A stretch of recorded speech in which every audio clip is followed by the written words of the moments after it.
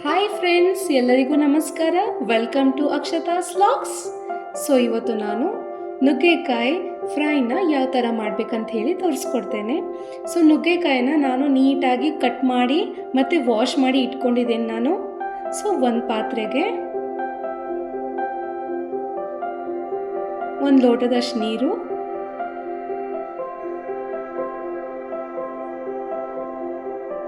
So ಇದಕ್ಕೆ ನಾನು ಈಗ ಆ್ಯಡ್ ಮಾಡ್ತಾ ಇದ್ದೀನಿ ಕಟ್ ಮಾಡಿರುವ ನುಗ್ಗೆಕಾಯಿನ ಆ್ಯಡ್ ಮಾಡ್ತಾ ಇದ್ದೀನಿ.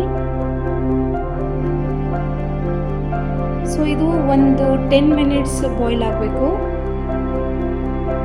ಸೊ ರುಚಿಗೆ ತಕ್ಕಷ್ಟು ಉಪ್ಪು. ಸೊ ನಾನು ಒಂದು 2 ಈರುಳ್ಳಿ ತಗೊಂಡಿದ್ದೆ. ಸೊ ಈರುಳ್ಳಿನ ಕಟ್ ಮಾಡ್ಕೊಳ್ತಾ ಇದ್ದೀನಿ. ಸೊ ನಾನಿಲ್ಲಿ ಎರಡು ಟೊಮೆಟೊ ತೊಗೊಂಡಿದ್ದೆ. 2 ಟೊಮೆಟೊನ ಕಟ್ ಮಾಡ್ಕೊಳ್ತಾ ಇದ್ದೀನಿ. ಸೊ ನುಗ್ಗೆಕಾಯಿ ನಾವು ತಿನ್ನೋದ್ರಿಂದ ಇಮ್ಯುನಿಟಿ ಬೂಸ್ಟ್ ಆಗುತ್ತೆ ಮತ್ತು ಬ್ಲಡ್ ಶುಗರು ಕಂಟ್ರೋಲಿಗೆ ಬರುತ್ತೆ. ಸೊ ನೀವು ಮನೆಯಲ್ಲಿ ಟ್ರೈ ಮಾಡಿ. ಸೊ ಈಗ ಒಗ್ಗರಣೆ ಹಾಕೊಂಡ್ಬಿಡೋಣ. 2 ಟೇಬಲ್ ಸ್ಪೂನ್ ಆಫ್ ಆಯಿಲ್, ಈರುಳ್ಳಿ. ಸೊ ಈರುಳ್ಳಿಗ ಚೆನ್ನಾಗಿ ಫ್ರೈ ಆಗಬೇಕು.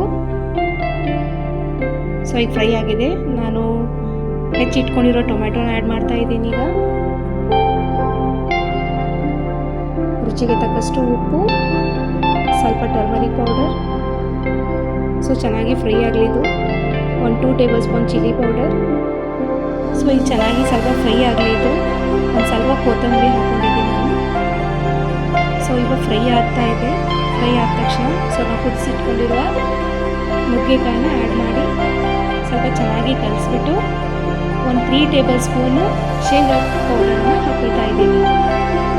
ದಿ ಬೆಸ್ಟ್ ಇದೆ ಇದು, ಟ್ರೈ ಮಾಡಿ ಒಂದ್ಸತಿ ಮನೆಯಲ್ಲಿ. ಮಕ್ಕಳಿಗೆ ಟಿಫಿನ್ ಬಾಕ್ಸಿಗೂ ಚೆನ್ನಾಗಿರುತ್ತೆ ಇದು. ಸೊ ನನ್ನ ವಿಡಿಯೋ ಇಷ್ಟವಾಗಿದ್ದರೆ ಲೈಕ್ ಮಾಡಿ, ಶೇರ್ ಮಾಡಿ ಮತ್ತು ಕಮೆಂಟ್ ಮಾಡಿ ಮತ್ತು ಸಬ್ಸ್ಕ್ರೈಬ್ ಆಗಿ.